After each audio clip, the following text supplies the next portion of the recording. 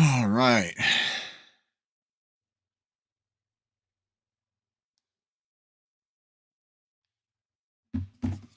We're gonna wait for some people to pop up, and then we're gonna take guest requests. Got a couple people on the hook here. Had technical difficulties the last time I was going live, so I had to restart it. Hopefully, I get more people. I was getting a considerable amount of traffic, which was nice, but we'll see what happens.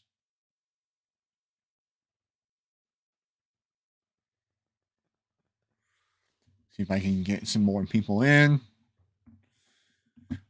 Because this seems to be the hot topic for a couple of the Christian apologists that I know. They're facing the charges of being anti-Semitic.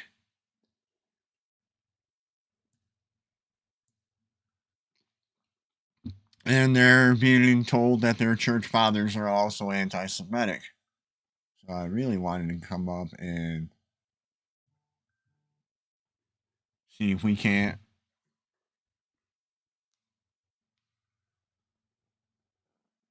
get some traffic.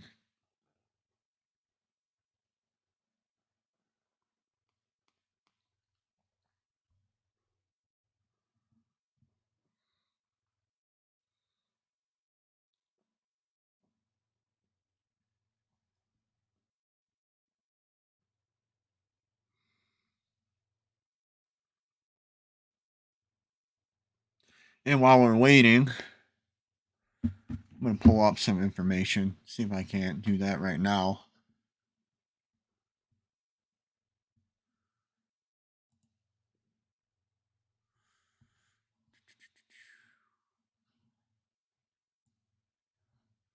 It seems to be things seem to be operating a little bit smoother, so that's a good thing.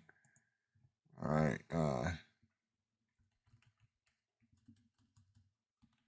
So we're gonna search up John Chrysostom's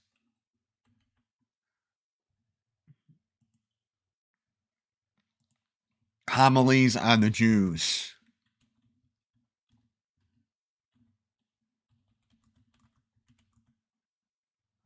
See if I can find it in written form. I have an audio form.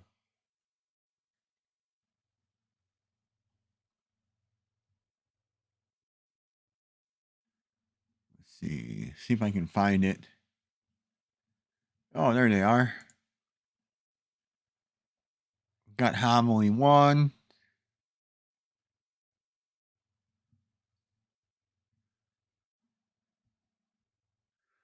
Oh yeah. So he's got. I wonder if he got more than one.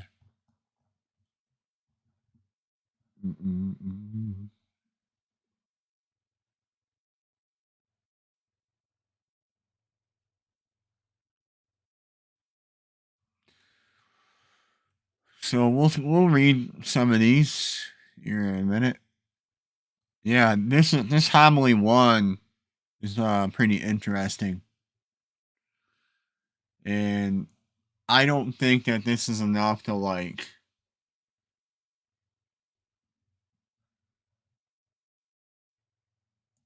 say that all apostolic churches are bad, but we'll figure that out.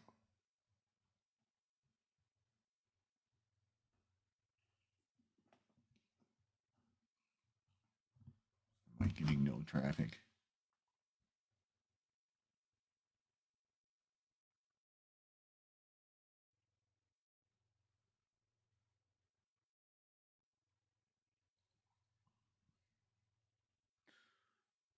Hey, Saxon, what's up? See if we can get you up here. Make sure you guys tap the screen too. I'll see if I can send you an invite. I think it might be Better? So, sent you an invite.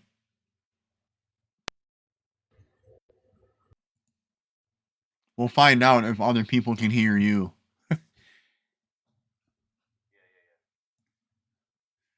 But look,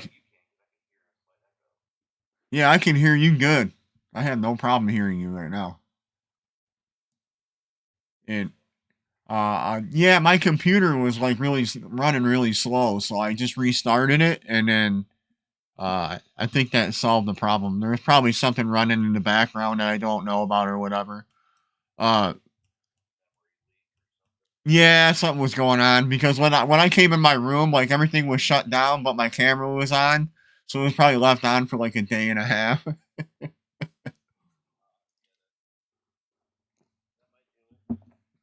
Yeah, and I noticed that everything is not really choppy or jumpy right now, so that's good. Yeah, I pulled the homily up, so I got it.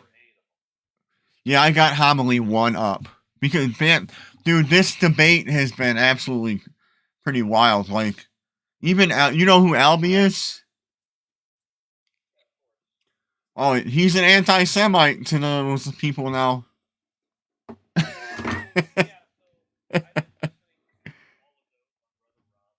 Okay.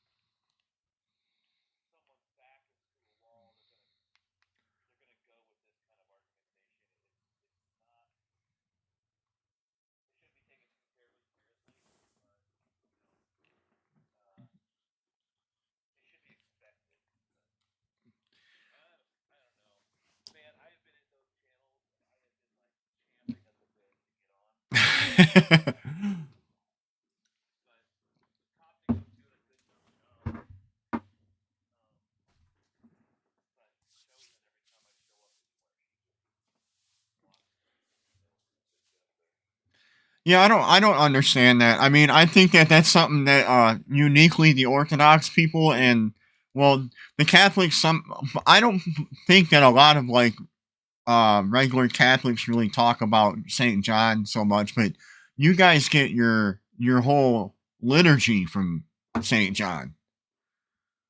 So, it's like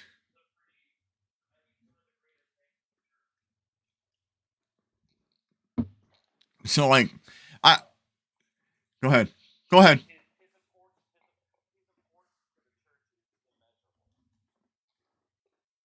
Yeah.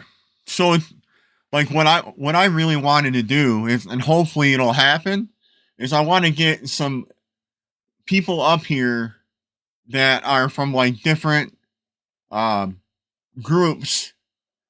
So like I can have an Eastern Orthodox explain to other people who may not be Orthodox like the importance of Saint John Chrysostom and how he is to the liturgy and everything else because not everybody's Orthodox. And I know at least from the Orthodox position is it's difficult because people are just now finding out a lot about what Orthodox Christianity is because it's becoming more popular. And I wanted to have a opportunity for it to not be misrepresented. You know what I'm saying?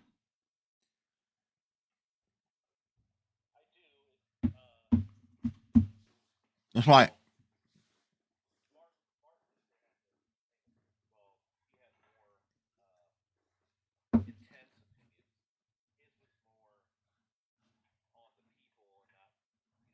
Mm-hmm. Right.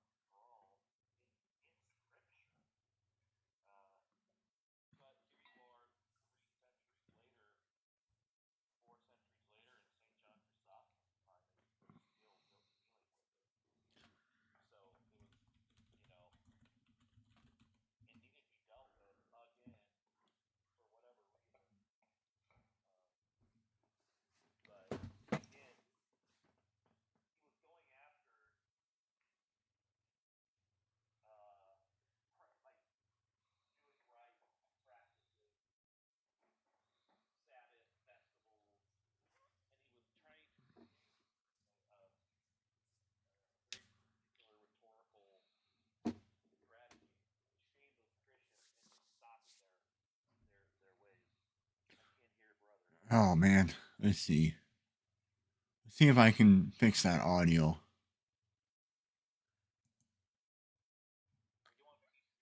Yeah, yeah, I'm on PC. I was seeing if I can fix my guest audio.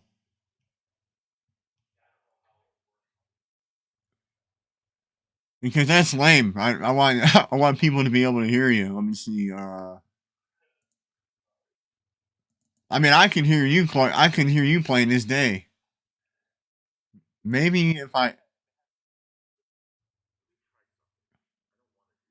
I'll do it. Oh, hold on. I got another email.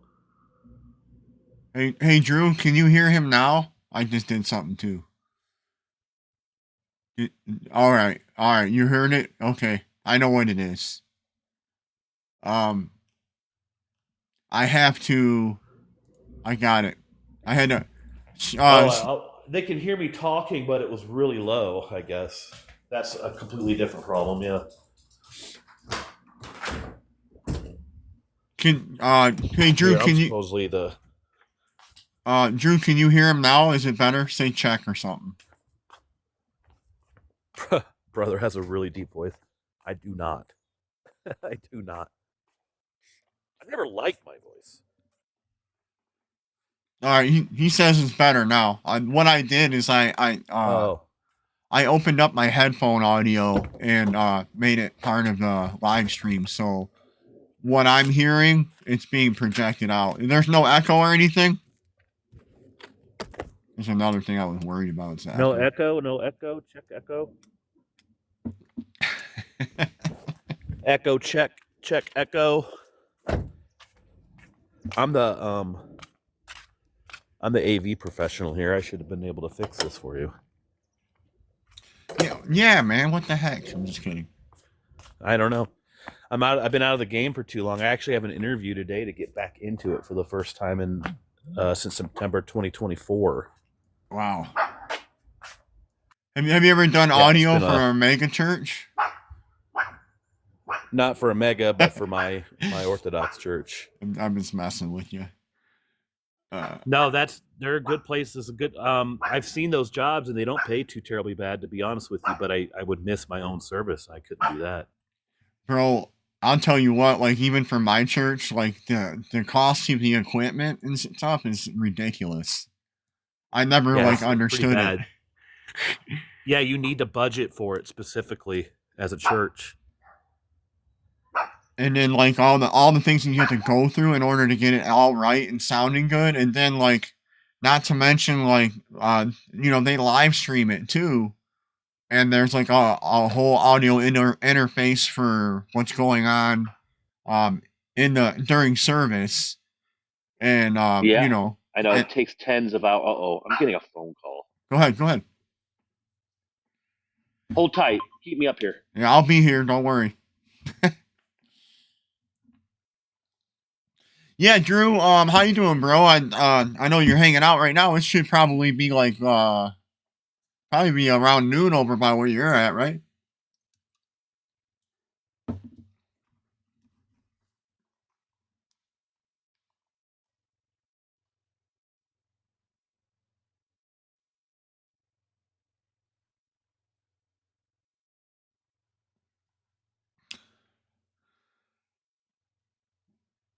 I think I'm being throttled, maybe, because I was getting a lot of people coming in that last live, and then well, here comes some more. I do want to address the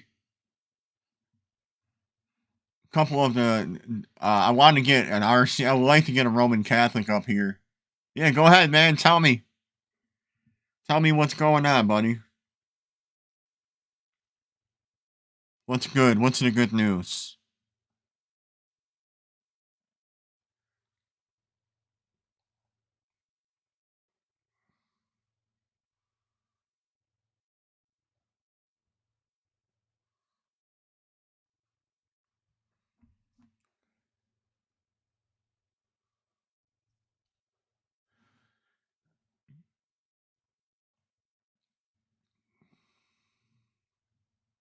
But yeah, I mean, anybody that's coming through or whatever, You know, there's been a debate that's been going on over here in TikTok land about, and especially in theological TikTok, whether or not John Chrysostom, um, which is a pretty relevant saint when it comes to church history, not only in the Orthodox Church but also in the Roman Catholic Church, and there's been accusations.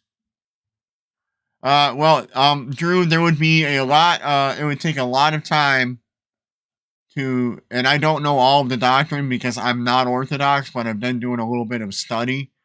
The reason why I had this live is because there's been a lot of talk on TikTok right now about certain church fathers being anti-Semitic, and then they're using accusation. They're like accusing the church fathers for being for being. They're accusing church fathers of being anti-Semitic, and I'd like to get a couple different viewpoints. Nolan, what's up? What's happening? What's going on? What's your denomination? And yeah. Reformed Protestant. Okay, you're Reformed? Cool. Oh, Legacy's here. Oh, he was up in here. He's gone. I would say, was he? Yes, and so should you, is my position. Okay, hold on a second. Let me send an invite up. Because, I mean, I don't think that necessarily that I don't think he was going after, Jews in particular as like an ethnicity. I think he was more going after. He was going after the doctrines, after like the Zionism. Yeah, my point in saying that is not is to say whatever it is that he was, it wasn't sinful, and I'm not going to be the one to. I don't think. Sometimes I don't.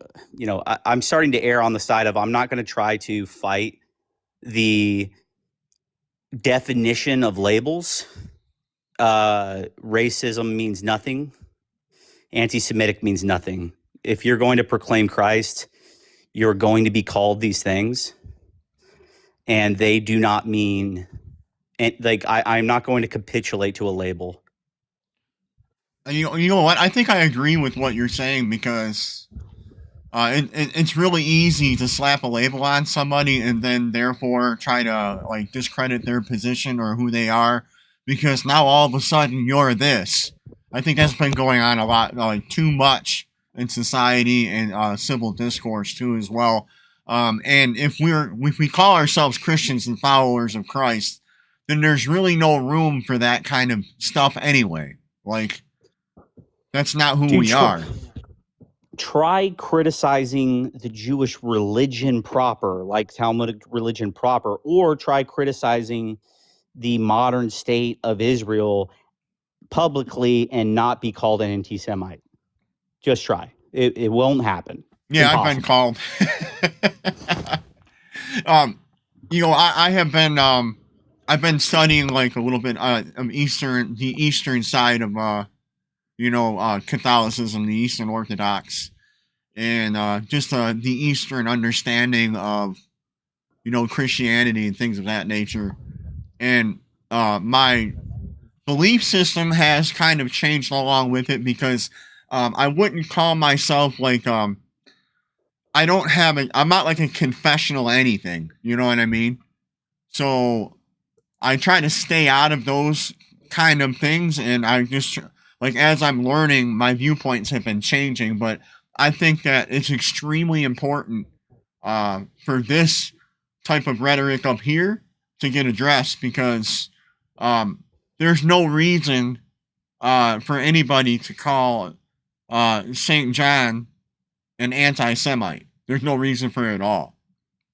You may not like what he says because in his homilies there are scathing rebuke of Judaism, but not of an ethnicity or a group of people. And the way that some people try to frame it is that that's the reason why, you know? But see, here's the thing, though, is that they are a fundamentally ethno-religious people. In other words, there is no divorcing their religion from their ethnicity, especially in their eyes.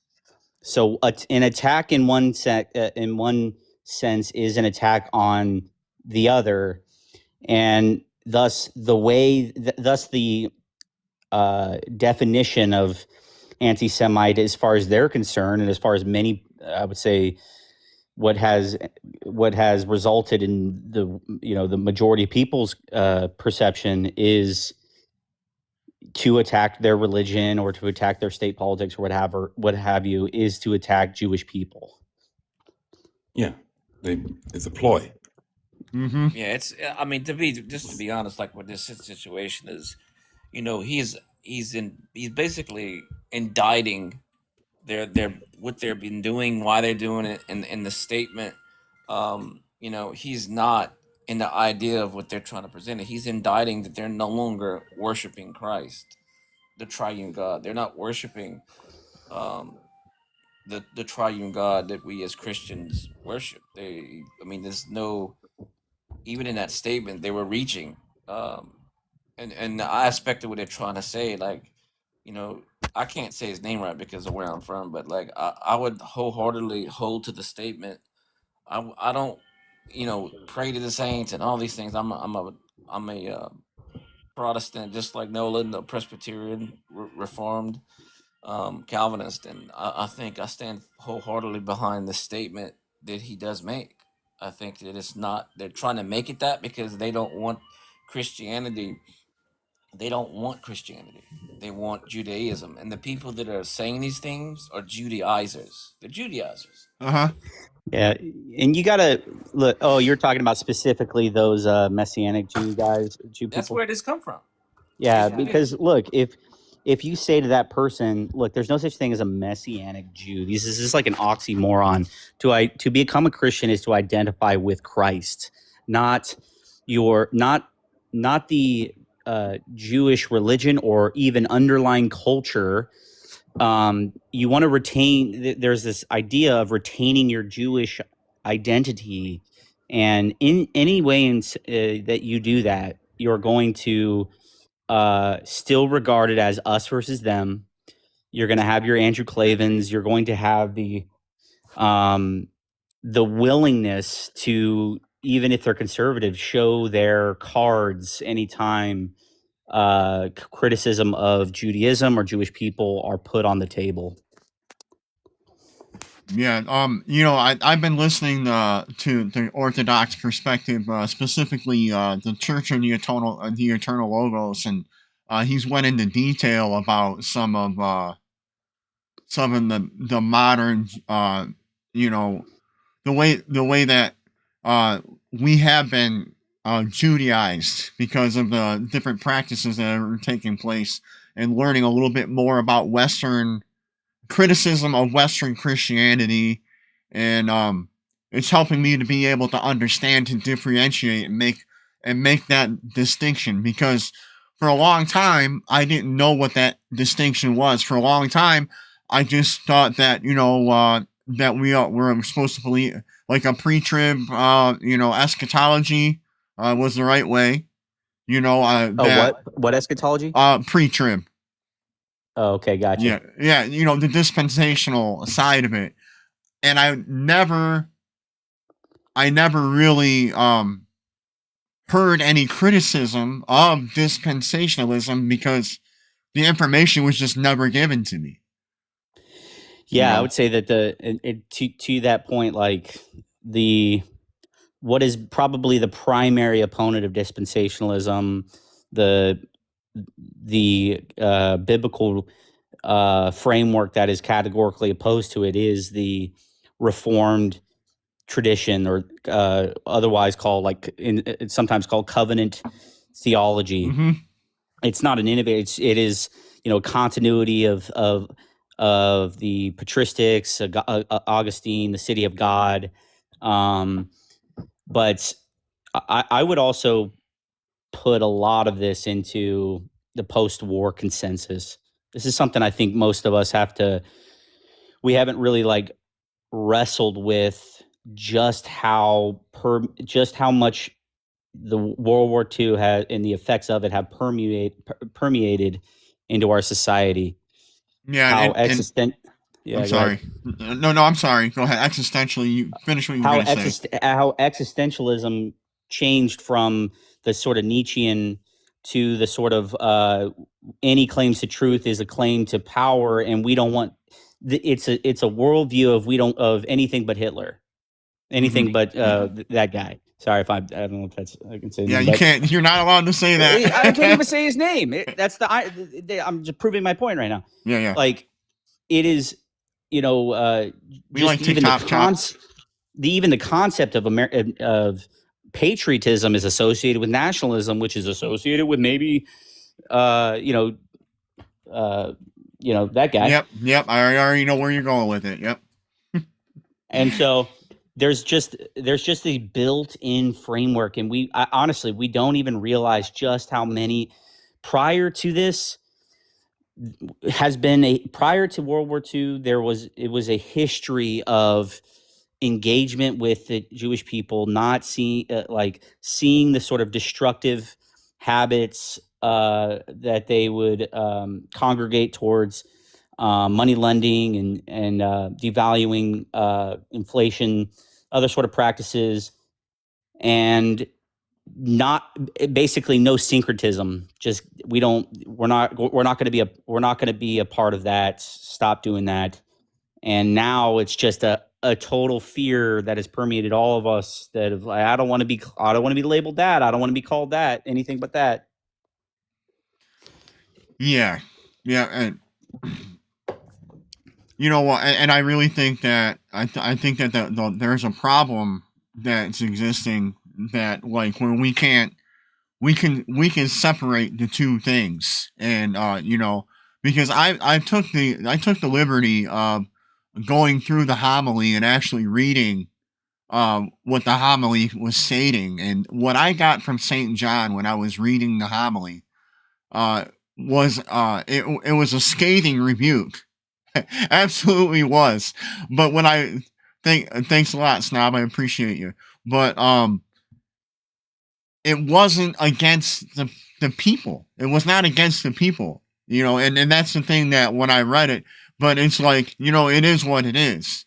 And if we can't learn how to differentiate the two and have conversations without having accusations being hurled around, then we're not going to get anywhere anyways. And I think that the big problem with the Messianic Jewish side is that they're Unitarians. So they want to protect their Unitarianism too as well.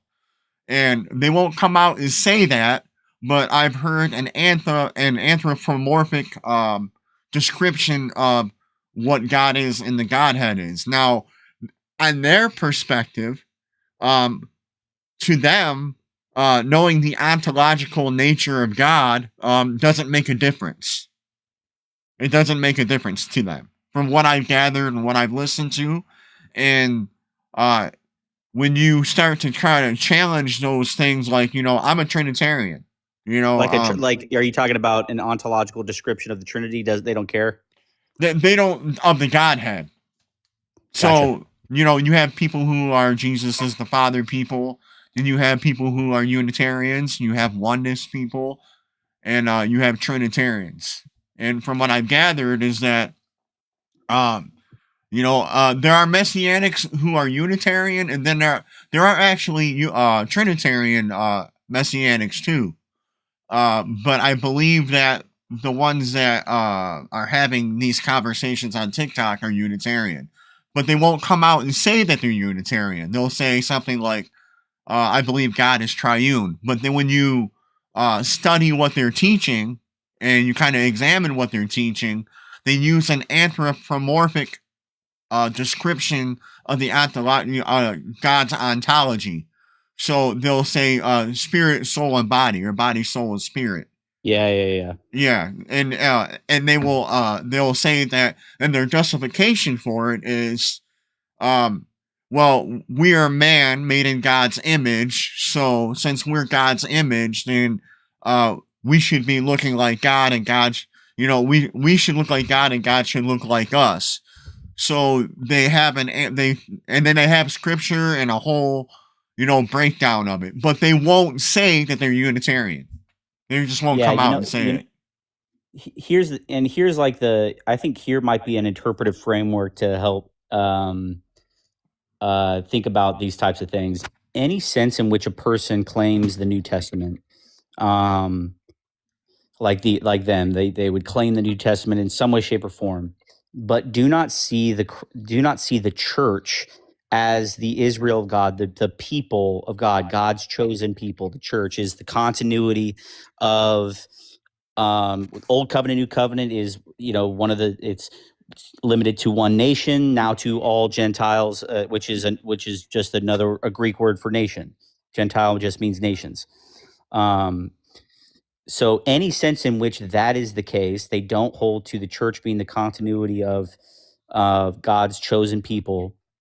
They therefore almost always, almost with certainty, have some God complex concerning who God's chosen people is. Now, that could be the Black Hebrew Israelites who believe they're the true chosen people, or it could be the white, many of the KKK people. The Aryans, they have the Christian identity. Their Christian identity. You can look this up. It's the same thing. It's the same thing, but the Black Hebrew Israelites, they think they are the true Israelites. I mean, one of the crazy things, Saxon, I don't know if you heard about this. They even state, the Messianic Jews state, that because there's not a physical temple up anymore, that until that temple is built again, we're spiritually unclean. Yeah, it's crazy. You can't have You can have no connection without a temporal building, which is nutty to me. But when they said that, that blew my mind when she said, unless that high priest is on earth and that temple's built, we're all spiritually unclean. I was like, my head exploded. That's insane. Yeah. It's really it's man's impulse to try to identify with a type of people or an ethnicity that God especially chose, that he is partial towards. One of the reasons throughout the last 2 millennia that they have been so persecuted is because they've expressed such a voracious ethnic partiality, their exceptionalism, that we are God's chosen people and you are the goy. And this, again, it is not isolated to just them. Like, other groups have seen this and they want in on it. That is, there's perhaps a no more explicit example can be the Black Hebrew Israelite people. Yeah, well, they believe that they believe that there is a scripture in Jeremiah that says they will become the people that we are under, and they will place us in slavery. Like the whites are going to be in slavery, and they're going to rule over us with Christ. Like that's insane. So does Talmudic Judaism. They believe the same thing. Yep, they do. Yep, and the Talmud. What I've been finding out about what the Talmud really says has been really eye opening to me, to say the least. And I would also like to state that the MAGA now. I know I'm going to be political, and this might make some people rend their garments, but I really don't care. So I'm just going to go ahead and say it. The MAGA movement with the religious aspect and the religion, because I posted a TikTok video just to see the response I would get, and it says that MAGA Christianity is state-sponsored religion, and the response that I got from apostolic, not Orthodox people, but Catholics specifically, they were like, oh, well, not the Catholics. But what I found interesting is that just by watching Charlie Kirk's memorial and seeing how they co-opted Christianity, they use Christian terms. They wanted to be evangelical, and then there's an underpinning underneath of it. There's a whole Catholic, and then even there are some people who are political commentators on the Orthodox side that are now starting to move in that are like attaching the religion to certain types of nationalism as well. And I find that to be extremely interesting because, like you were talking about, Well, you'll see a lot of those with the theonomists, the one that the theonomists that believe that we should all be made, every person should be forced to be Christian. Well, That- okay, pause. I am a theonomist.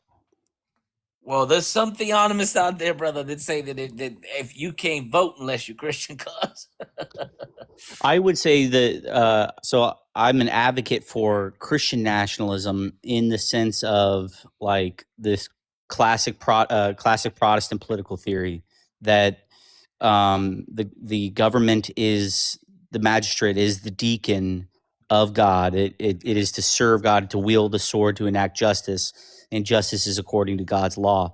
I do think that there is a version of sort of populism that is, MAGA is largely at odds with Christian nationalism in the sense that it's largely dispy, it's largely kind of evangeli, I would say. It's what you saw at it's the Ted Cruz theology. I don't know if you saw the Ted Cruz. The dispensationalism, and I saw the interview, and for me, being like I said, I like right now I can say like I'm just ecumenical, like that's what I'm gonna say, and I try not to do that because I don't have a profession, so I don't want anybody to be like, well, you just said he's, because I know. Because that's just where I'm at. I don't like really, Sure. I like to stay fluid when it comes to certain things, especially when I'm still trying to figure stuff out. But what really got me is that, yeah, you had the evangelical side to it. Yeah, you had the dispensational side to it. But then you have the commentators that are outwardly Catholic, like Candace Owens and Nick Fuentes. And then you also had commentators like, what's his name? From the Crucible, Andrew Wilson. Detractors, essentially, or supporters. Detractors, you mean? No, they all support MAGA. They're all in support of MAGA. So, well, I would say Nick Fuentes is at this point is he's a pretty like staunch critic of MAGA pretty much at all points. Yeah. He's moving in that direction. Yeah, especially after he had that interview with Piers Morgan. He totally he went into a whole nother direction. I would agree with you on that. I think that in terms of if a person is America First, not to like name his organization, but is concerned about American national interests, which I think as a citizen that is a biblical virtue, to be for the betterment of your people. Then there are very clear reasons to be discouraged by and desire something different from MAGA, whether that be, in many ways that's either not acting in accordance with promises, or seemingly having foreign relationships that are not beneficial for our country, whether, with Israel or what have you. There are just things that just don't make sense. His, J.D. Vance seems to be very much, with Peter Thiel, just very, very linked to Israel in a way that's uncomfortable. Yeah. And so Legacy, you got anything to say? You want to weigh in a little bit? I think the thing is, I kind of waited till last to say because I am MAGA, but in the aspects of the way that we'll go back to topic.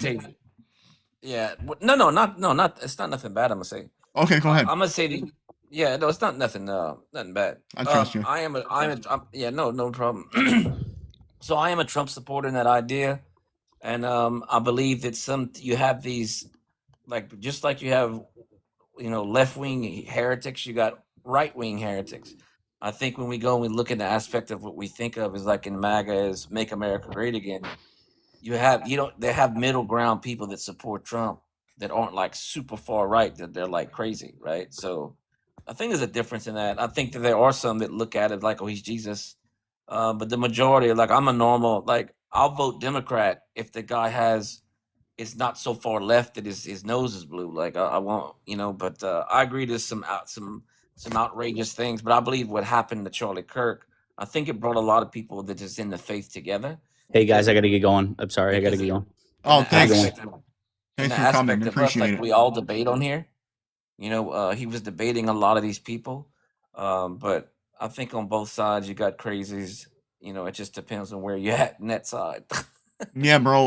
Like for me, I was a Republican precinct delegate in the state of Michigan, during the midterms of Trump's first term, and what made me sick to my stomach, and what kind of turned me off from politics in general, was when the party in the state of Michigan decided that they were going to create political action committees, right?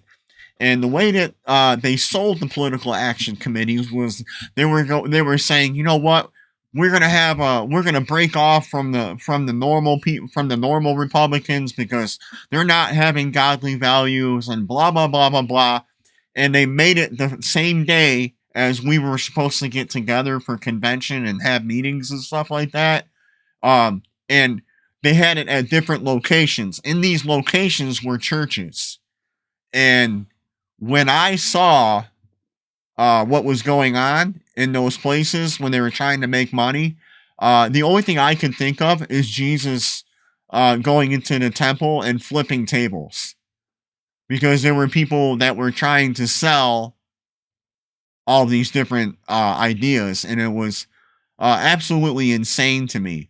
But the reason why we brought all that back up, and I want to turn it right back around and start pointing back to God again, because politics makes me sick. Because they're all evil. I'm gonna get that out of the way. These people are evil. They're not for our own interests. They don't care about Christians. They don't care about any of us. What they want is their power.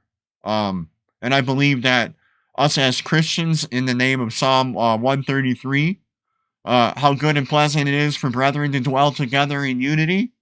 I think that we need to get back to that, because what God's standard is for us as Christians is a different standard than this left-right paradigm that tries to co-opt what we have.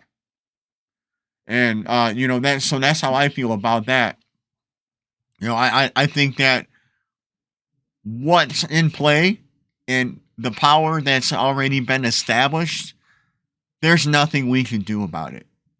Like everyday people, no matter how much we go out on the street, yelling and hollering, no matter how many times we go vote, no matter what we do, the power structure is already there.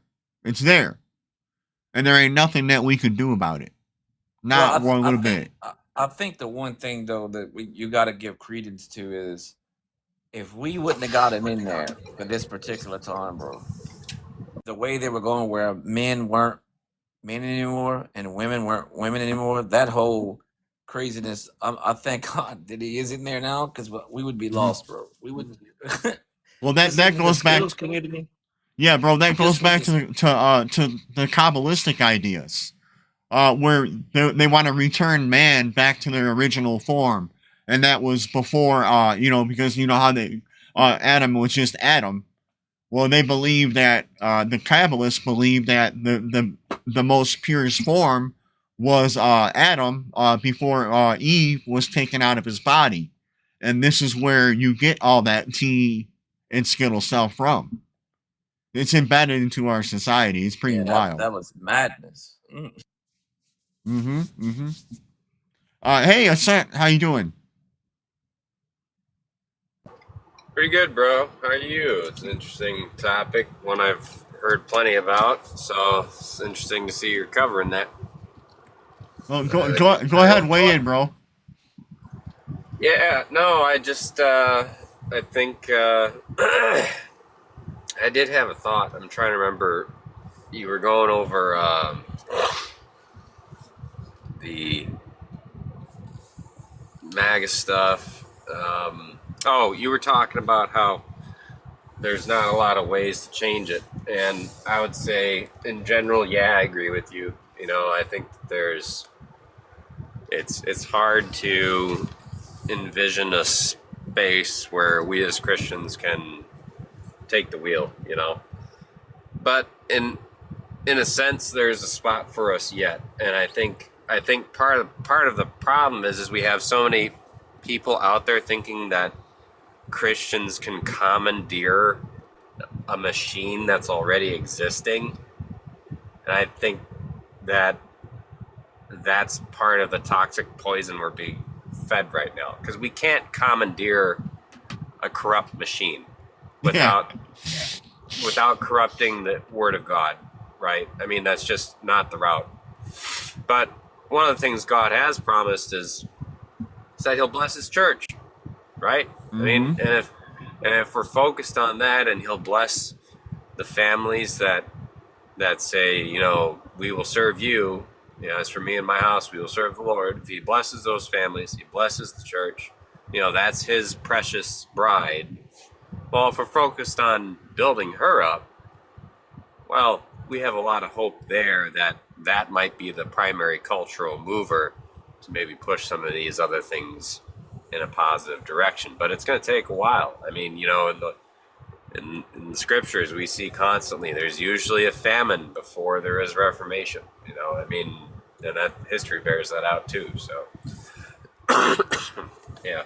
Yeah, I think that like a lot of things that I've been thinking about too, been crossing my mind. There's also been, thinking about like, okay, there's a lot of people who are worried about their ethnicity. I've been hearing a lot of this. Well, if they're like, white people are going to be deleted out of society in the future or whatever. I don't Sure. care. Like, I really do not care. Like, Yeah, I get that. Yeah, I think so that goes along the lines of this whole like kinist idea, you know, kinism. And you know, I see some value in that, but only insofar as like, you know, when it comes to your own people, you obviously put your own family first, right? I mean, they're the closest to you. So there's a level of progression in terms of like who you'd extend help or provision for, right? So, and I think Scripture kind of lays that out too. So there's some sense in that, and there's also a sense that some of that makes sense in terms of like, you know, if you're a white guy and you're going to marry some gal from India, that's fine, but there's a big cultural gap there that you guys are going to have to be consenting to work on. That's a big gap, you know, like if you guys are both Christian, you're coming together, great. The amount of work you guys have to do is a lot. And if you're down for that, great, but that's a lot of work, right? So it's more of like a common sense type thing, right? Like that's just kind of how I see it. But a lot of people, they look at that type of situation and they say, well, you know, they look at like white culture, and it's like, you know, we took a trip to Europe just last month, and we took some of the Scottish Covenanter Reformation tours and all that stuff. It was really great. But one of the things we learned was like every cathedral that's ever been built over there, like it's bankrupted the whole town. Like there's so much embedded in our cult, in like ancient ancestral culture, that's both good and bad. Like there's not any one as far as white people preserving the faith. Yeah, there's a sense in which we have, but the most crystal clear example of how we've preserved the faith is in what we've written, not in what we've built. Bottom line, right? And they put so much stock in the material fortifying. You see Redeem Zoomer on YouTube trying to push we need to reclaim the big, beautiful churches and take back the corrupt institutions and all this stuff. And it's like, well, all that isn't going to matter if we're not going to go back to the truths that we self-professedly claim to hold to. And if we're going to compromise those, then it is worth burning all that stuff down if it means preserving the truth, right? So, but yeah, I get your sentiment. So Yeah, you know what, and I agree with with a lot of what you're saying, and I think that the problem is that the people, it's not a political thing. Like when you're building up the body of Christ and we're together and we're with an assembly of people, we work to build each other up in the faith, and then as a result of us building each other up in the faith and walking with each other, we build our culture through our faith, and that doesn't matter. yeah, The ethnicity doesn't matter. Like I can say Yeah. that right. like the church that I'm a part of, Excuse me. the church that I'm part of, and my pastor, is probably about 80% black people. But you know what? There are people that are in that church, that I call mother. There are people in that church that I call like my father. Like I see them as like my dad. There are people that are in that church that I consider family. Now, if one of my kids, was to marry a black man, like one of my daughters was to marry a black man, I wouldn't care. Or a Mexican person or whatever. If my son was to marry an Indian woman, I would not care. As long as Christ is at the center of that thing. And and we're Christian. It's preserving the Christianity, it's preserving the faith that is much more important, because Jesus said to go and make disciples. Yeah. He didn't Right. say, go Yeah. make racial dominance. Well, That's insane to me. Yeah. No. Well, and they're arguing, the most I've heard that there's a range of kinnists out there. There's the type that would say that, like, other races are subhuman. Yeah, yep. But then there's the folks that wouldn't say that, but they'll say, like, well, it's a sin to marry outside of your race, right? And it's like exactly what you said, right? If Christ is the center, then all of our decisions need to be submitted to Christ. So what that means is if I marry somebody outside my own race, am I content with the implications that I have to work on with my spouse in the flesh in Christ, right? Am I content with working through those implications, just as I would have to be content with working through the same a different set of implications if I married somebody within my own race, right? I mean, So you're just dealing with two different generational types of sins depending upon who you marry. It doesn't really matter. So pretty much, we could come to a conclusion that it's pretty much up to the Christian individual who they're going to pick and who God has for them. It's not up to everybody else to decide whether or not they need to have some specific kind of national ethnic identity. I think it's insane. Yes. I think that kind of thinking is is destructive and insane. It is. It is. And to be fair, it's okay to have a preference, but that's not a moral objectivism. It's just a preference. And that's more than acceptable. If you're the type of guy that's like, I'm only marrying a white gal, well, whatever. That's fine, Mm-hmm. And you're just not attracted to anything else, that's okay. I mean, my wife is white and I'm glad I'm stuck with her. So Yeah, I 100% agree with you. So basically, I'm gonna touch on the prompt a little bit. Have you heard the conversations that have been going on about Saint John and him being labeled as an anti-Semite? Do you know anything about this conversation that's been happening? A little bit, but not a ton. I mean, I know between Calvin and Luther, there's obviously a lot of discussion there already.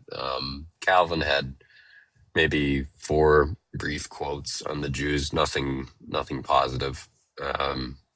Basically in concurrence with Luther, and of course Luther had his book, which overall I agree. He never calls, just so we clear the air on that, he never calls for genocide in that book. He simply argues for the putting down of a false religion, which I more than agree with. So, Okay. Yeah. But because Chrysostom enlightened me a little bit, because I'm a little out of the loop with him. I've obviously heard a few rumors, but that's about it. Okay. I'm gonna. I don't know if you. Let me see if you can hear this. Sorry, I'm back, Mo. Hey, no problem, bro. I'm gonna get into this homily a little bit, and I'm gonna play. First I'm gonna test and see if you guys can hear the audio. Sorry, let me mute. Can you guys hear this? Nope. Okay, Not yet. never mind. I'll just read it. Okay. Okay, I'm gonna start off at. Let's see. I'm gonna do homily 1. I think it's like section. I'll start at section 2. And it goes like this. But do not be surprised that I called the Jews pitiable. They really are pitiable and miserable. When so many blessings from heaven came into their hands, they thrust them aside and were at great pains to reject them. The morning sun of justice arose for them, but they thrust aside its rays and still sit in darkness. We, who were nurtured by darkness, drew the light to ourselves and were freed from the gloom of their error. They were the branches of that holy root, but those branches were broken. We had no share in the root, but we did reap the fruit of godliness. From their childhood, they read the prophets, but they crucified him whom the prophets had foretold. We do not hear the divine prophecies, but we did not hear the divine prophecies, but we did worship him of whom they prophesied. And so they are pitiful because they rejected the blessings which were sent to them, while others seized hold of these blessings and drew them to themselves. Although those Jews had been called to the adoption of sons, they fell to kinship with dogs.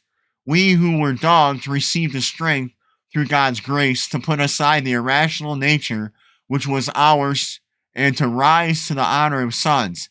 How do I prove this? Christ said, "It is no fair to take the children's bread and to cast it to the dogs." And Christ was speaking to the Canaanite woman when he called the Jews children and the Gentiles dogs. But see how thereafter the order was changed about. They became dogs and we became the children. Paul said of the Jews, "Beware of the dogs, beware of the evil workers, beware of the mutilation, for we are the circumcision." Do you see how those who at first were children became dogs? Do you wish to find out how we, who at first were dogs, became children? But to as many as received him, he gave the power of becoming sons of God. And that's just the first 2 points that he made out of the second section of this homily. I don't see anywhere in this homily him attacking people. I don't. Yeah, so you'll see. What is it? Go back and read it, and it'll say they are pitiable because. Okay. Be not surprised that I call the Jews pitiable. They really are pitiable and miserable.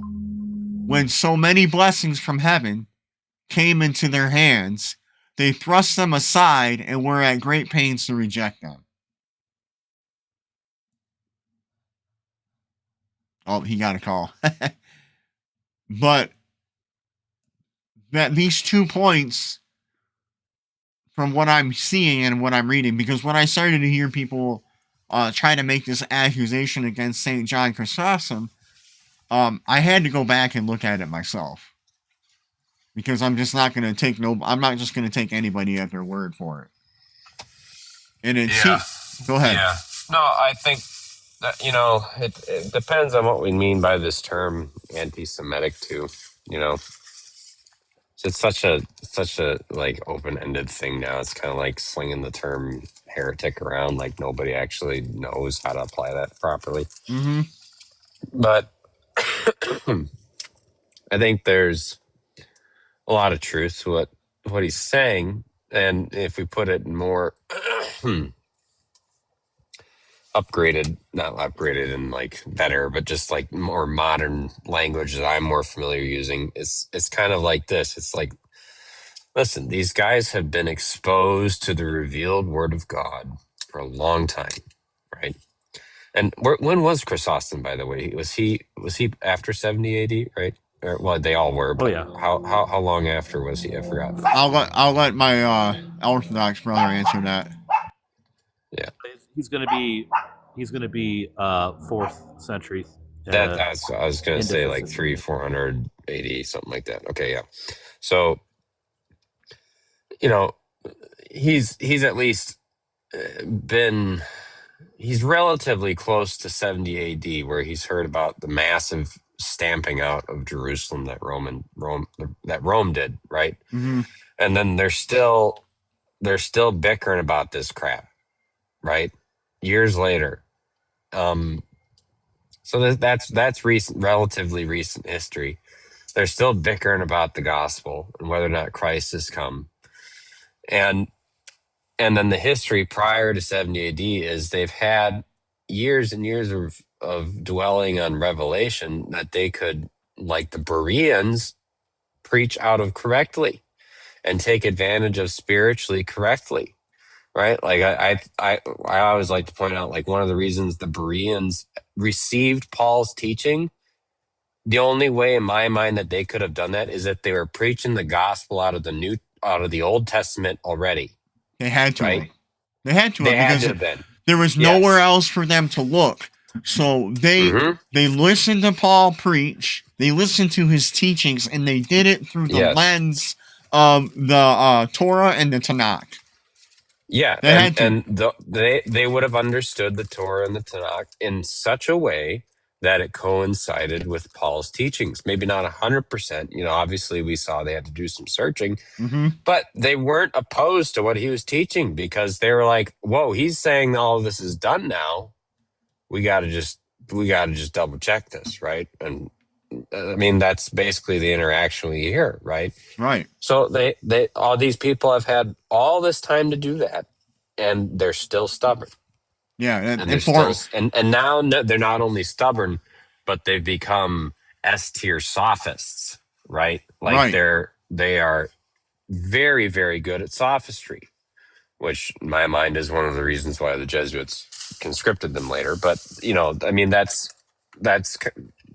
it. So yeah, Chrysostom's Chrysostom's complaint is I think more than valid, and he's also not like he's not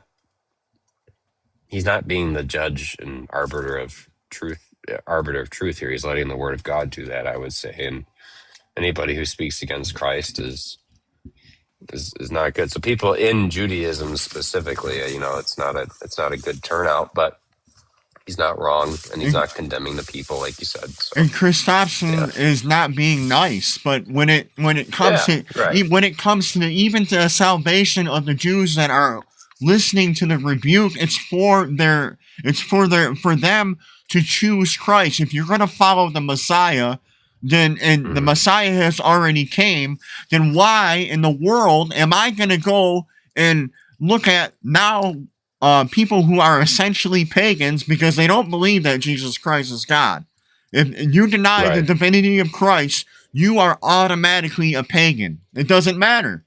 And he was preaching like this and teaching like this because in the end, I believe, just like anybody else who's going to be preaching out of a heart that's convicted by Christ, they're going to call him out. And people want to put 4th century language, they want to read that in a 21st century understanding, and when they read that, they're like, oh my gosh, he's everything. He's an ist and an ism, and they want to cry a river, because when you get truth, when people get truth, they're going to be offended.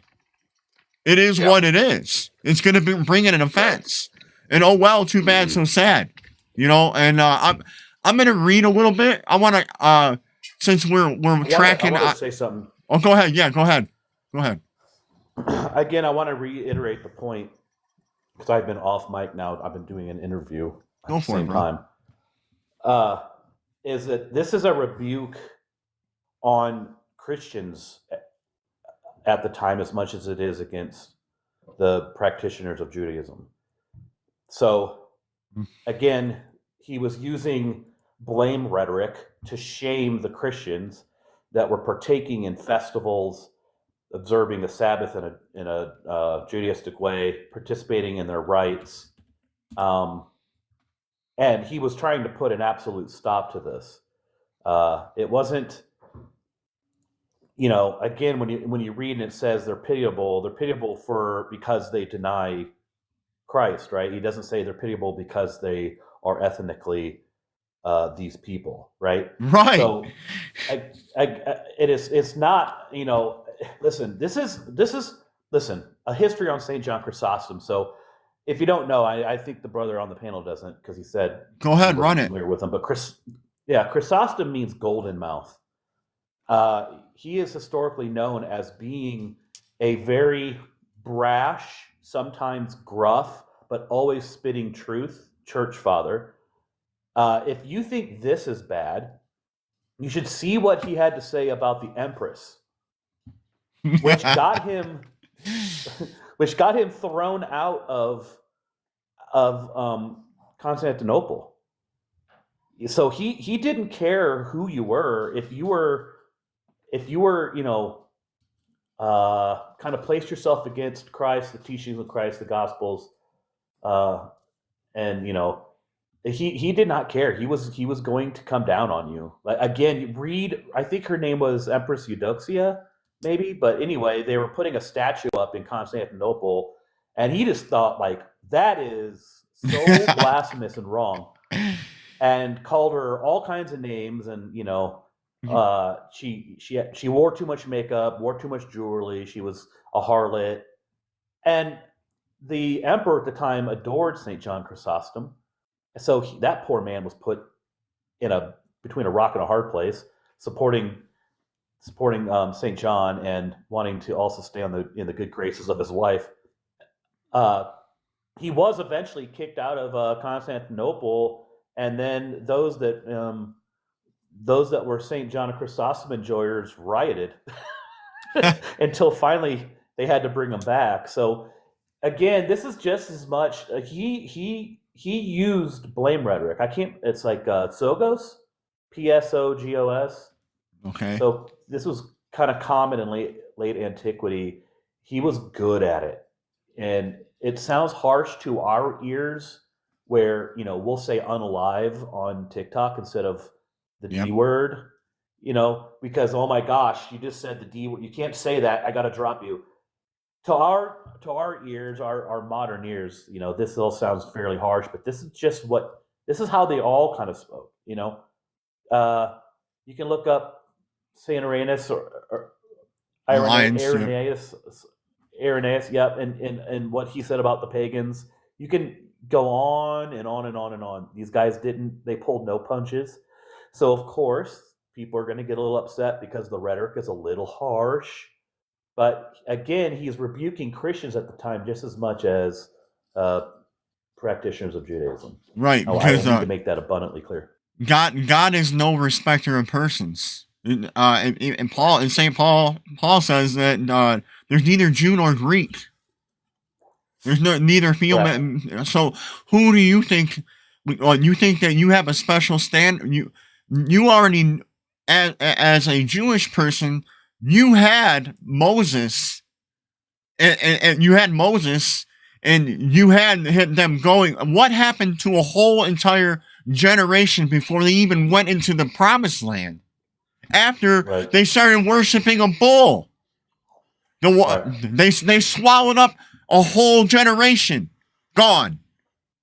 But St. John can't come and say, "Look, this is pitiable." But I want to read a little bit more. I'm a little limited on time, so Oh, go ahead. Oh, you know his ear. You know he has an defiled ear relic, right? Because it was said that Saint Paul whispered in his ear. No. I didn't know about the relic. Yeah, yeah. Go on. But okay, so we are in section 2, and this is point 3 of his homily. It says, nothing is more miserable than those people who had never failed to attack their own salvation. Wow. When there was need to observe the law, they trampled it under the foot. Now that the law has ceased to bind, they obstinately strive to observe it.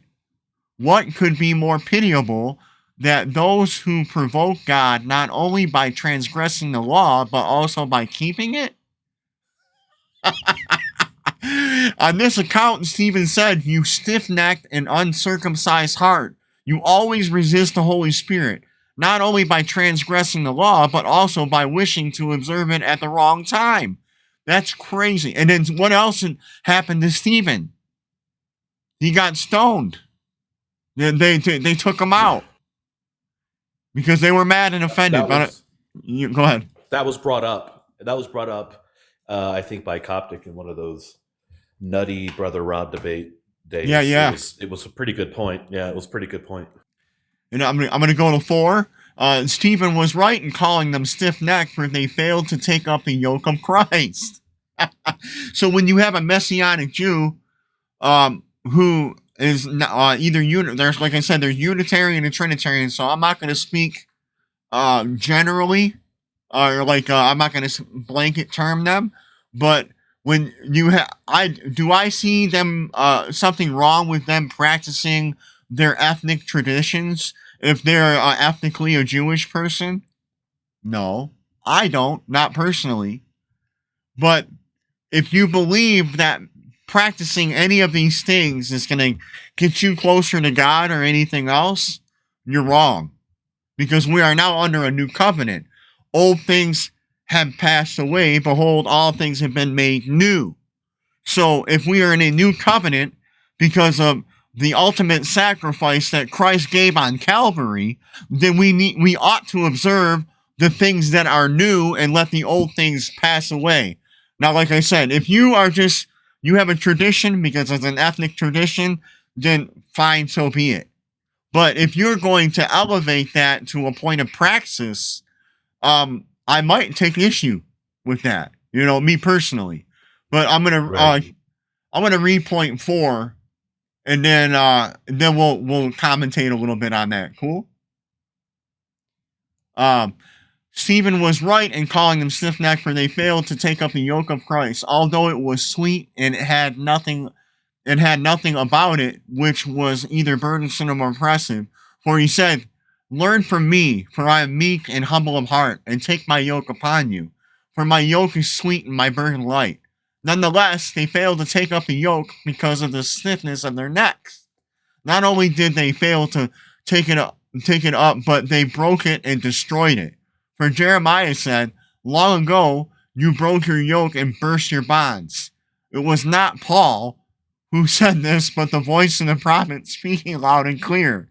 When he spoke of the yoke and the bonds, he meant the symbols of rule, because the Jews rejected the rule of Christ when they said, "We have no king but Caesar." You Jews broke the yoke. You burst the bonds. You cast yourselves out of the kingdom of heaven, and you made yourselves subject to the rule of men. Please consider with me how accurately the prophet hinted that their hearts were uncontrolled. He did not say, "You set aside the yoke," but "You broke the yoke." And this is the crime of untamed beasts who are uncontrolled and reject rule. So, I mean, even the non-ethnic, the people who practice Judaism, you can take that to the people who choose not to believe in God, period. You're doing the same thing. It's the same, yeah. And it's like, no, that's not anti-Semitic. In an ethnic term, no, not. Now, his charge and his rebuke were against the Judaizers. and those who practice Judaism. So, yeah, it's really convenient for someone in the 21st century to be like, oh, he's anti-Semitic. Because any criticism of Judaism automatically puts you in the category of the man that has a small mustache, which is insane to me. Like, you're throwing the baby out with the bathwater. You can't do that. And I believe that it's with people who don't have an understanding of what the saint was really trying to say. But if you just take 5 seconds and read the homily and notice that the homily, he's using scripture in the homily. Like it's there in the homily. He's quoting scripture left and right. But I mean, but I wanted to read this and really get it out there. And if you got anything to say before I read the next point, the floor is yours. Looks like you got a coffee cup. You got anything to say, Ascent? Oh, not a whole lot. I think it's pretty solid, man. Yeah, I think it's good. We're definitely thankful for our forefathers in the faith, no matter how far back they went. They're few and far between, but ones that stood out for a reason. So it's good to go. Good to listen to. Amen. And here's another thing too. Like anybody who wants to discount the saints, the ones that are recognized or whatever, and they want to just throw them out. Like, who do you think you are? Like, who in modern times has faced any kind of persecution or whatever? Like, especially Americans. And I heard Joel Levin apparently. I'm kidding. But I mean, this is it's really insanity. Like, you're gonna throw out all the saints that were burned at the stake. They were filleted. They were stretched out. They were all martyred for the faith. And you, just because you're not a Catholic or just because you're not Orthodox, you're gonna throw out their credibility? Are you insane? Like, are you absolutely nuts? Like, I can't, even as a non-Orthodox person and a non-Catholic, I can't look at the price that they paid and the blood that they spilled and just be like, well, they didn't practice the same thing that I did, so it wasn't worth anything. That is absolutely insane to me. Crazy, insane talk. And the only thing you got to do is take 5 minutes and read the homily. That's all you got to do. And then you start to see that the saint is not being anti-Semitic. He's not.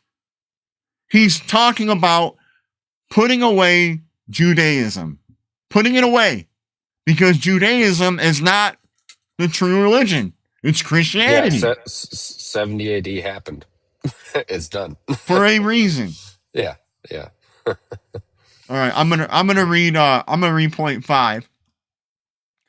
And I'm also, before I do read point 5, I have to mention Psalm 133. It's one of my favorite psalms.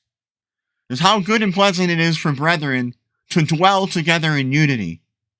It's like the oil that went on Aaron's head and down through his beards and to his garments. It's like the dew that rests on Mount Hermon. It's where the power comes from. It's from unity. It's this disunity and this confusion is what makes it so really hard for God to work through his servants. But I'm going to keep reading.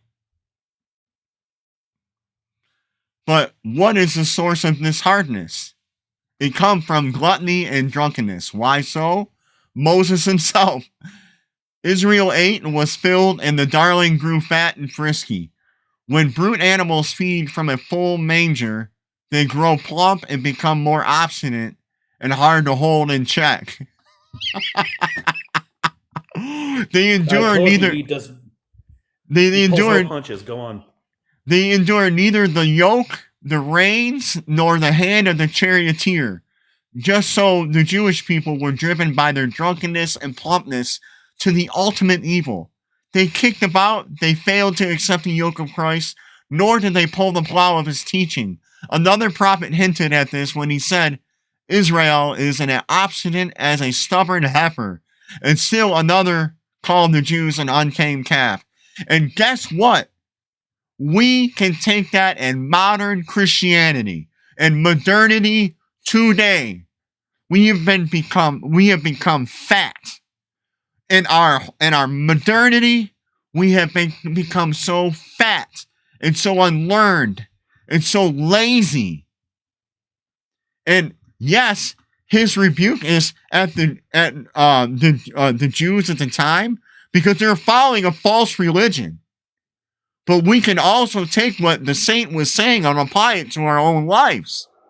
Because and he was leading they were leading Christians into their ways, which was you can't do. That's an important point. You can't do. That is a very important point, and I appreciate you for interrupting me. And so it's like we got to remember too that since God is no respecter of persons, and Saint John, I guarantee you, Saint John is not sitting here writing this homily like he's happy or his heart is full of hate. He's probably writing he's probably writing it in tears. Yes, anger too, a little bit, righteous anger. Well, I mean, when the prophets wrote Lamentations, I'm sure that they weren't full of joy. When Jeremiah had to write his charges against the false prophets that were among him, and the whole company of false prophets that were among him, and had to call them all out, telling them that your prophecy is false. Like you want to talk to itching ears. Some of that, I think, came out of a sewer pit, right? That he was shoved in, if I remember correctly. No, yeah. They hung him in stocks. They put him in stocks. And they beat him. Yeah. So, yeah, of course, when St. John had to say something to the people of that time, when it gets mentioned in modern day, they're going to try to martyr him and put him back in his place again. He was already martyred. Yeah, they're gonna do it again. Just like yeah, I know. Just like some Christians are guilty of putting Christ back up on the cross and crucifying him again. Yeah. It's and St. John Chrysostom was no respecter of men either. He had love for man. He told us, if you don't find Christ in the beggar in front of the church, you'll never find Christ inside the church. He has an entire set of homilies called on wealth and poverty, where he pours his heart out and laments the poor and the destitute. So I mean, he had a huge heart, but he had zero patience for negligence in faith, and he was quick to employ this kind of rhetoric. And see, I really think that he probably, every time he had to employ this kind of rhetoric, I mean, just being a Christian myself, like if I was feeling the prompting of the Holy Spirit to have to write this kind of rebuke, I'm not doing this happy. And then at the same time, I have to examine myself. Like, imagine the rebuke that God had to give him before he even touched pen and paper. Yeah, he was brokenhearted when he was sent into exile. When he was sent into exile, he was his health was ailing, and he was in I think it was Asaurian lands. So his village that he was in was being raided every day, and his heart was always pointed back towards Constantinople, his flock, and his best friend, who was a deaconess. He never thought about himself. He was, so he had a huge heart. He's just kind of like a father. I mean, he's a church father, but he's like a church father figure, where sometimes some tough love is needed. Just the ingredient needed. Yeah. I mean, the scripture says that God chastens the one that he loves. The child that he adores, he chastens. If you're not enduring chastening, if you're not enduring correction, or if you can't receive it, then you might want to evaluate who you're the son of. Better better open rebuke than silent love. Exactly. Scriptures say. Amen to Right. that. So, okay, I'm gonna go on to number 6. I'll probably just read this section because I'm kind of I gotta leave in like 20 minutes. I don't And know how you haven't been hit yet, brother. well, You're cooking. well, I only have You're 4 cooking. viewers, and I have not had a lot of people come in, so that's probably the reason. I think I'm probably already being That's okay. throttled, but I don't care. I That's don't all care right. about I'm that. liking the discussion. Yeah, it's fine. We can have it. We can have this discussion again tomorrow. Yeah. Because a lot of the people that were up in those debates, other than a few of them, like I'm not sure, like some of them aren't going to have the knowledge of the Eastern Fathers or the Phronema needed to kind of fully understand some of it and the historical context. So this is good. This is really good. So keep going. Yeah, and I'm gonna also put this up on my YouTube channel too. I'm gonna download it and put it up on YouTube. I'm also, and this will be a little commercial, and then I'll keep on reading. I don't want to spend too much time on myself, but I do have a YouTube channel. I have restreamed in a couple of debates already. They're up on my YouTube channel that have happened on TikTok. And I also have done a couple of interviews as well with a couple of people. Genesis debates, and I did an hour-long interview with Elif too on there, and they're pretty good interviews, and that's what I'm really wanting to do is like talk to different creators and have people get to know them for more than just the gimmick or the thing that they're doing on their lives, and kind of like go a little bit deeper and have a conversation with them. And like I said, I'm also doing that with debates as well. So go check that out, subscribe, whatever. And most of the time, if I'm having lives like this, and there's fruit, I'll repost them. So yeah, just be on the lookout for that. And I'm gonna go on. Okay, it's gonna be section 1, and this is gonna be point number 6. Although such beasts are unfit for work, they are fit for the killing. And this is what happened to the Jews. While they were making themselves unfit for work, they grew fit for slaughter. This is why Christ said, "But as for these my enemies, who did not want me to be king over them, bring them here and slay them." You Jews should have fasted then, when drunkenness was doing those terrible things to you, when your gluttony was giving birth to ungodliness, not now. Now your fasting is untimely and an abomination. Who said so? Isaiah himself, when he called out in a loud voice, "I did not choose this fast, say the Lord. Why you quarrel and squabble when you fast and strike those subject to you with your fist? But if you fasting was an abomination when you were striking your fellow slaves, does it become acceptable now that you have slain your master? How could that be right?" That is so scathing. And it, like I said, it automatically, like when we're reading this, we can all automatically like self-reflect. You know, are we? Oh, for sure. You know, are we doing the same? Go ahead. Go ahead. You got something to say. I want you to hear. I want to hear it. No, this is just it's just as important for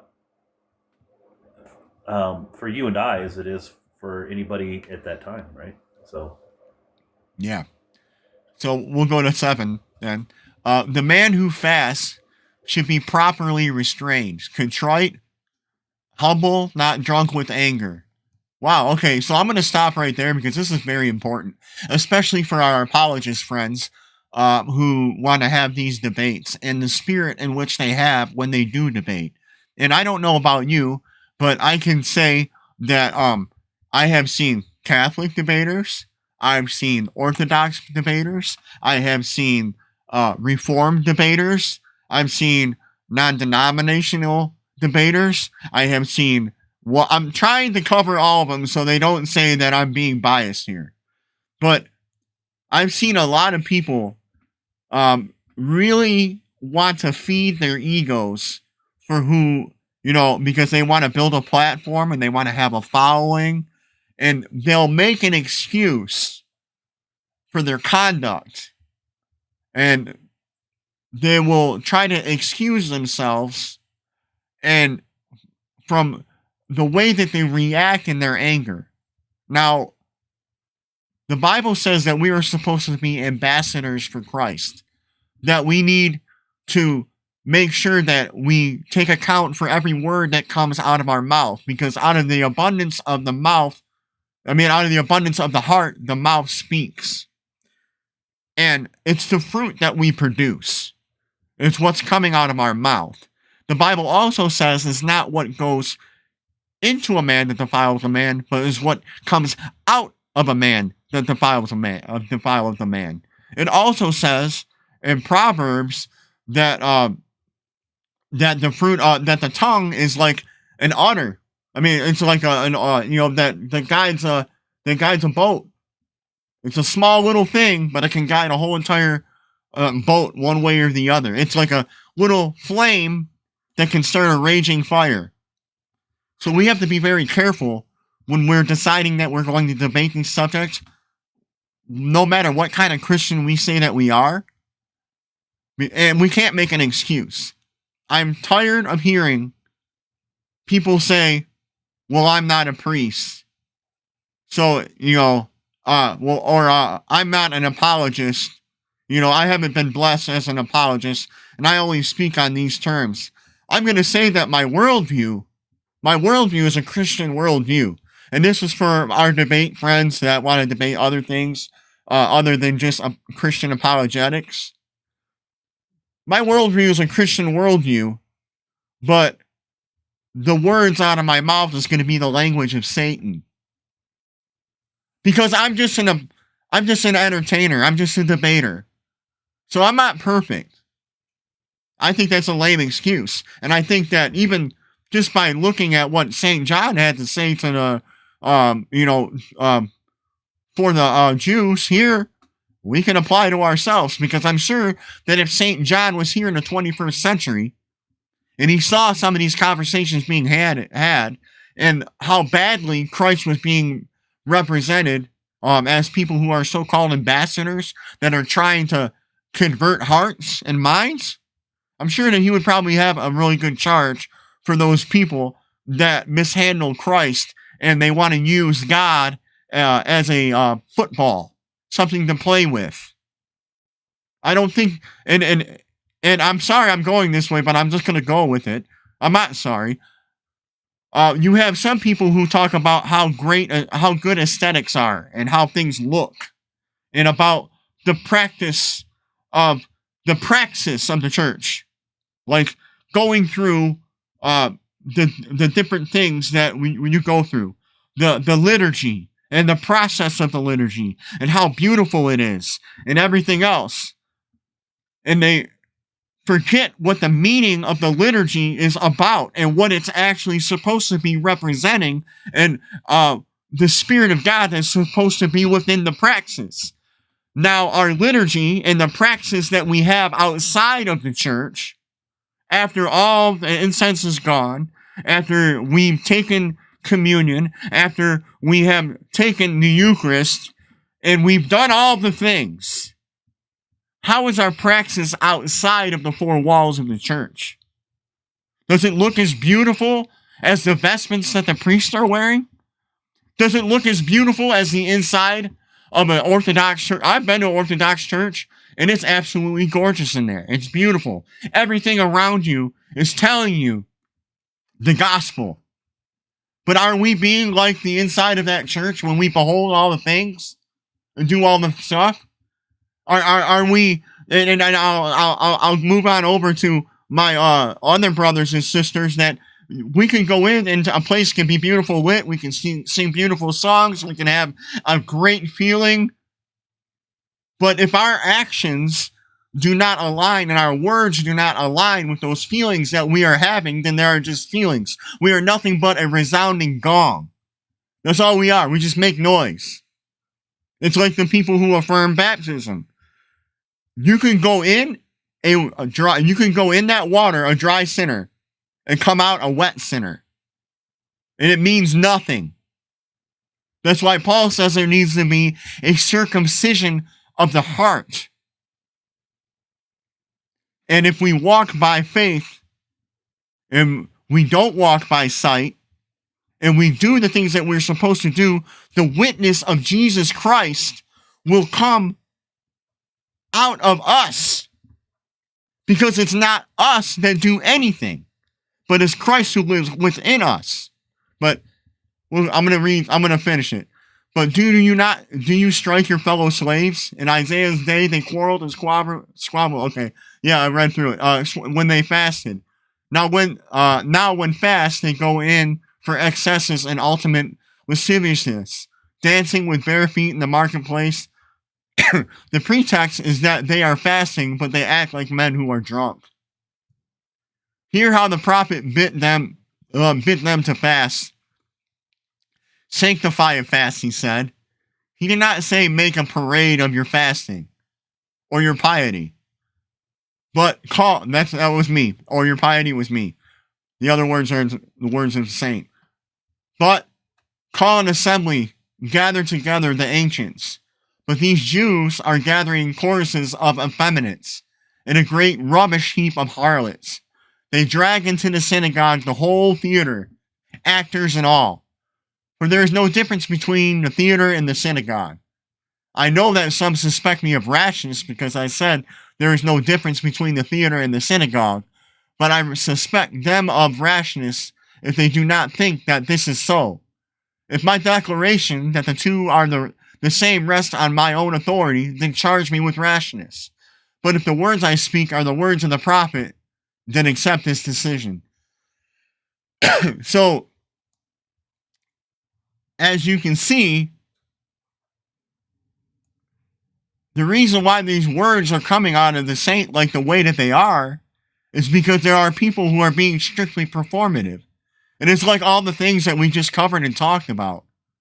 If we're being merely performative because the God that we're worshiping is not the true God and it's not the ego, I mean, how many people worship their own ego? How many people make themselves a venerable icon? How many people do that? How many people look at their own image and get so full of pride and puffed up that they think that they need to be the ones that are venerated? That the church they're holding on TikTok or in the streets or in the debate halls or anything else is the actual worship of God. And I think that St. John in the charge of what we see here in the charge of the Jews is not anti-Semitism at all. It's a charge against a false religion. Period and point blank. Judaism is not the religion that we practice as Christians. We don't worship the same God. We don't. We don't worship the same God as the Muslims. We don't. Those are pagans. You're going to bring in oh boy. Everybody's algorithm just shifted now. Every Catholic on TikTok's going to be in here. I don't care. Because and this is for anybody who professes Christ, bro. Like, how can anybody have an excuse? Mm-hmm.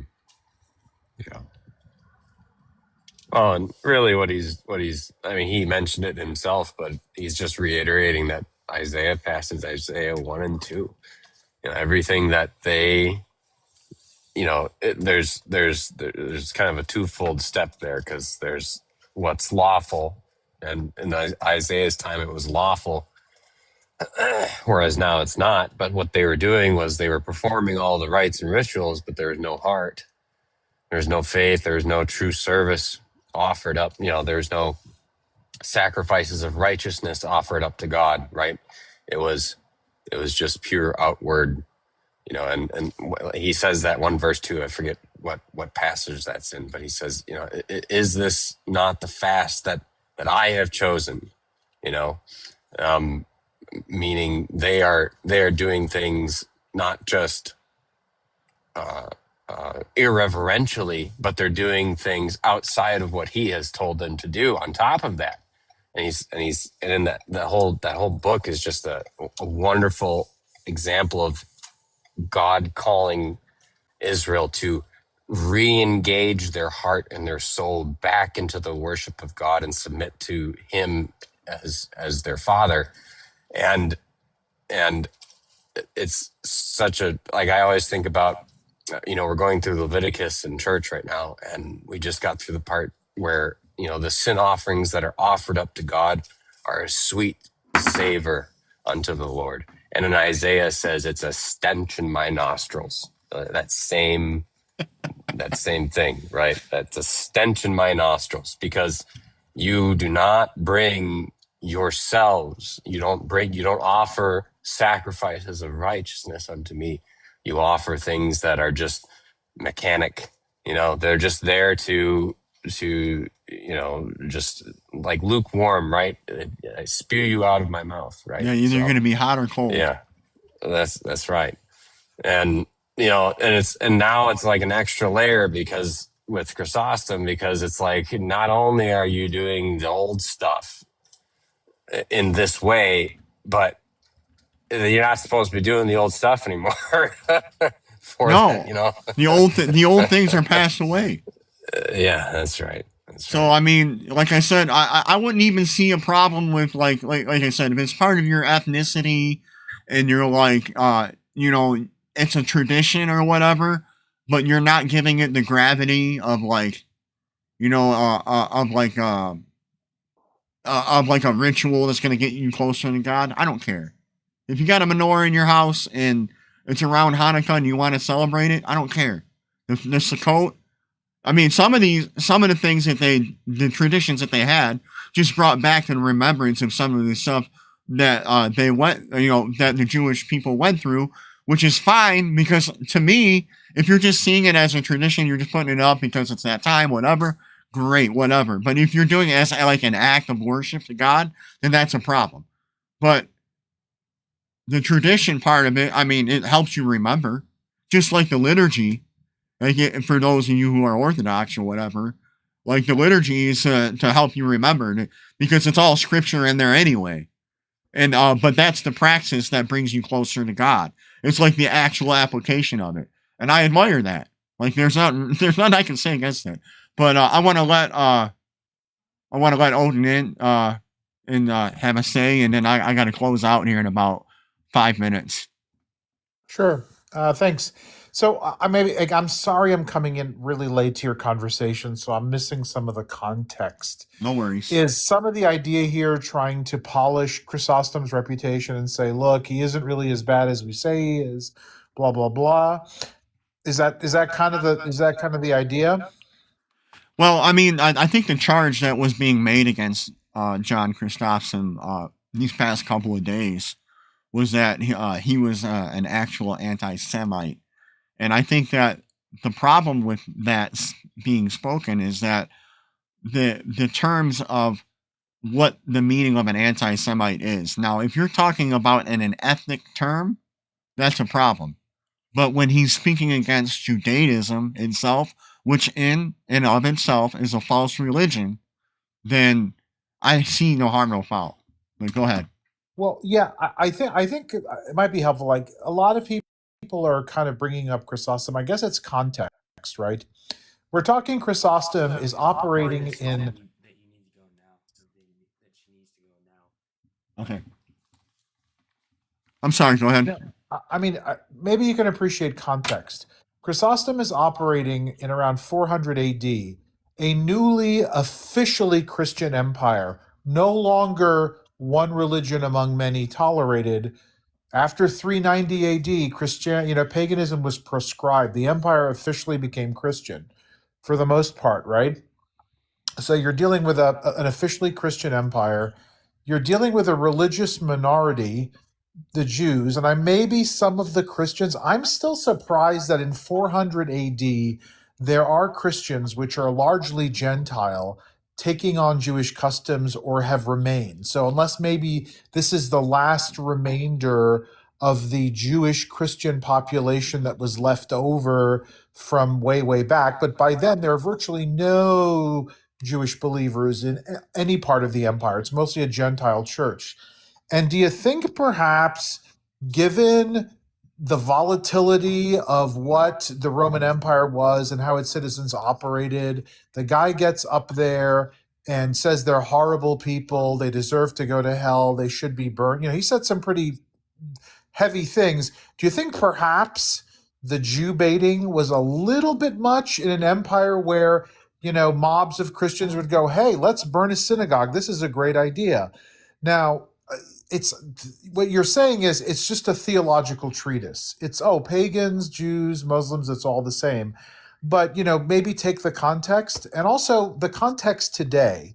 And the reason why people bring this up is, if you've been around TikTok long enough, your average 30-year-old or younger male TikToker who's an evangelical or reformed or maybe Lutheran, they're like, yeah, Chrysostom was based. He knew how to talk to the Jews. And they start talking about Luther's writings against the Jews. And yeah, he was based. And then you start hearing things that you thought were disappeared after the Nuremberg trials. These people control the weather. They control the banking. They're dirty capitalists. They're dirty socialists. Make up your mind, So I'm trying to say that perhaps in the context of what red-pilled American evangelical Christians are under 30, maybe the context of trying to save Chrysostom's reputation, just take that in context. I was a little bit shocked. Again, I'm new to TikTok, only 6-7 months. I am shocked at the anti-Semitism among American young male Christians. Okay, It's shocking. I'm St. gonna John. go. So again, hold on. you're I got. Hold on a second. I'm running out of time. I would love to continue the conversation. So I'm gonna say my piece real quick. If you got something really quick, Saxon, you can say it. I was just going to say St. John Chrysostom nowhere in his homilies said that the Jews are controlling the weather. It's ridiculous. Get out of Okay. here. Yeah, and no, here. I don't mean Chrysostom. I mean people now. Yeah. Okay. Yeah. So what you're pretty much saying is it's the slippery slope fallacy, and I understand where you're coming from. And earlier in the live, I actually specifically addressed MAGA Christianity and how they were co-opting Christianity and Catholicism, and they were doing some things kind of touching on that red pill stuff that you were talking about. This here is I'm objectively looking at the words of Chrysostom, looking at it in context and reading it in context. And yes, this is not a thing that is a call for the elimination of Jews. But this was a rebuke against the Jewish practice, because the Judaism is pagan. And yes, this was a discussion about that and less about the red pill anti-Semitic nonsense. But I gotta go, so send me a follow. We can have these conversations. I'm going to be putting this back up. I'm going to be putting this up on my YouTube channel. I have a link in my bio. You can go click on it. You can follow me over there. I'll be hosting debates and having interviews with different people. You all have a good day, and God bless you. Thanks for coming up. I appreciate all the engagement. You guys are awesome.